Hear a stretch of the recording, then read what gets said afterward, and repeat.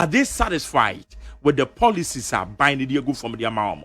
In some amount, the real picture, in fact, especially one who free Zongo, people from your Zongo communities, their workers are binding the bomb. Reality so one more translating or down one more what them are patching. Now, me can say MPP eba a campaign during 2016. Yeah. Now your message to the Zongo day. Now your message ya the Mazungo for day. And na say yem bisa with Zongo community no. I there no like messenger or buy for campaign no omu bi ana omaye. What I say? One, and then I make catch you say, and there's a ufri hana uko Newtown, one of the Zongos, uko Nima, uko Mamu, uba hunse ka kotal eguswa, omu se kwano, omu ye Zongo, very neat. Two, menua, sa ufa Nima, ufri Kotobabi police station, na ubaba fa Berlin Bridge, say uko akopie ewo Nima runabout. For some time ago, uhere, uba hunse na gota kasiena ewo hono. Onantia untimi hunse we eyagata. Nema mfini bi dema nema ebegum no. In fact, MPP Abanda Worma current regional minister.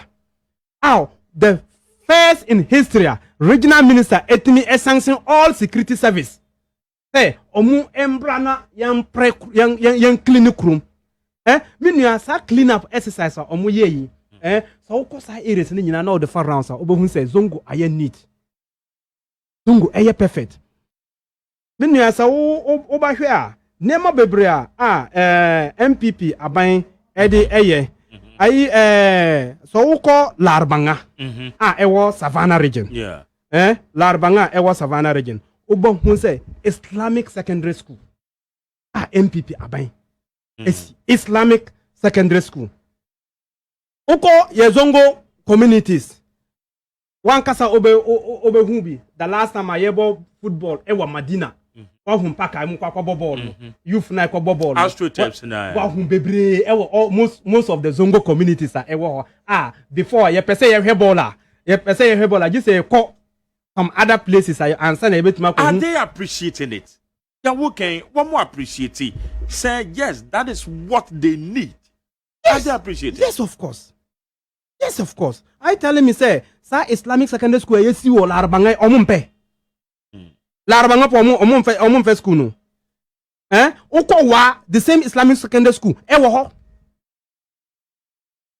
Minim say o media man, obetima aye research na wa ko he. Sa schools no eguso a ACC eko. Okay. Ewo ye Zongo communities ewo Ghana ha. Nti youth no omo say yes ampa vote na omo to edema MPP no. MPP egusu eye djuma. Mama benefited from it. In fact, very well. Very well. Free maternity care. Free maternity care MPP government introduce here. Na ye Zongo for na benefit mo. Ye benefit Zongo for and benefit mo. Very very well. Nti say ye beka the benefit of the Zongos ewo MPP government ya nema ye ntimi embobo ni nyina. Okay. Bebre. Especially the most greatest benefit Zongo community enya ewo MPP government is having a vice president being a Muslim and a Zongo man. The biggest achievement MPP Zongo community ya achieve here. Having a vice president being a Muslim and a Zongo man. Minya na ompe we opede. Oh, okay. Yes. As a Muslim, me jina baby and me so me na met ma say yes. A Muslim brother a vice president e Ghana. Okay. Me ko baby na me a Muslim na me a Ghanaian na me ko baby I feel proud that I have a Muslim brother, a Zongo brother who is His Excellency Alhaji Dr. Mahmoud Bawumia being the vice president. It's not easy. It's the only MPP government who give the Zongo communities this opportunity. So how are you breaking the 8? Inshallah. Breaking the 8. Inshallah. Inshallah. We are breaking the 8. With all the achievement, especially with the Zongo with communities, achievement, you are helping to break the 8. Inshallah. With all achievement, Zongo communities are.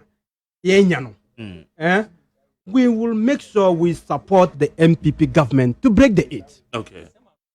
One is what I just told you. In fact, we know if the MPP government continue, it's either we have a Zongo man being the president or we still have a Zongo man being the vice president. The vice president. And inshallah, we believe that breaking the 8, MPP will make a vice president, a president. MPP government will make a Zongo man to break the 8 as a president. Inshallah. Okay. Will current executives of the New Patriotic Party, one more performance that was saying? In fact, I am saying your current national executive. Boy, be a friend of good one. What do you say? The dinner not what time rough off. The Dick Kennedy at time rough off. Me no obey my time. I was saying, me fighting man and I don't make Kennedy into 1 year. Into good to Montagan and Kanga said, well, Jimmy, obey we are saying, ya won on Raya into an India warrior. I see a woman I can say. Nana don't yet, and I said, no man, I'll be boss of pigeons. Boy, I see how you are saying, yeah, we near that for more. Near that, Senator, so yeah, Uncle School. This all catch them say, and a boy be this about to, or no, Jimmy was social media, and so Casaman and I don't make a pound, Uncle School that. Quasia, me man co school and rich, you know. Huh? Man co school and rich, you know, and you tell me, yeah, man, Moo Jimmy, I may so me mamma chance. Emma Moo Jimmy and Cassantia could for the bank. Quasia, a crown woman, and you was some more. Moma to Quanquat and Crobia. Mono, as some of Jenny and Mobile Jenny say, Yasino. Quananim, Ghana, no, Quananim, and Timuma to Quamuco Bibia, and Quasia for you. I bet social media son of Moody in another attempt. I bet social media son of Moody president or Chinigan and Watem, all because of say, wouldn't say, baby, you are going to scam out. Quasia mean another name, command on boy. Hey, a good to that Jimmy Wate. Also bad dressing with social media so. Then poor what a poor flu, said Jimmy and Amu Jimmy and the Talobia, yes, small boy mobile. Listen to me. We all fight for the good people and we all fight for the good leaders. It is always say, one more day, I tell you, that Jimmy no Nagan and Conin, that Jimmy no Crono Conin in Kuto.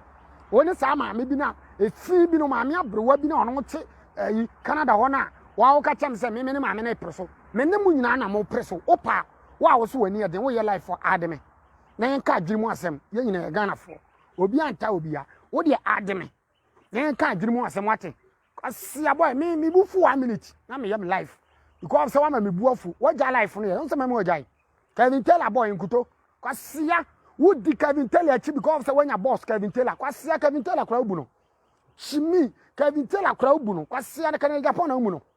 Who mook in Japan? Hey. That chimino. Now Kevin Taylor wouldn't be baby. And a musku na makon moody chimmy. Musuku na makwa muni ne mo semo. And I bomb who come on my co school, what your school fees, would you know? The catcher on Kuto, and Kutuas and one in Kuto, and poor Wakaga shake water, a poor fruit.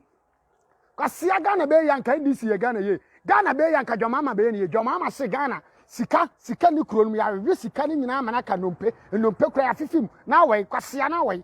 Jimmy, more you to know Mujimina than Messiah Munya Jimina. Also, Casama Jomama, I don't have a problem, but don't come with your insult. Kwasia, your mama went to me Ghana, yo. Me, I was growing up in Ghana when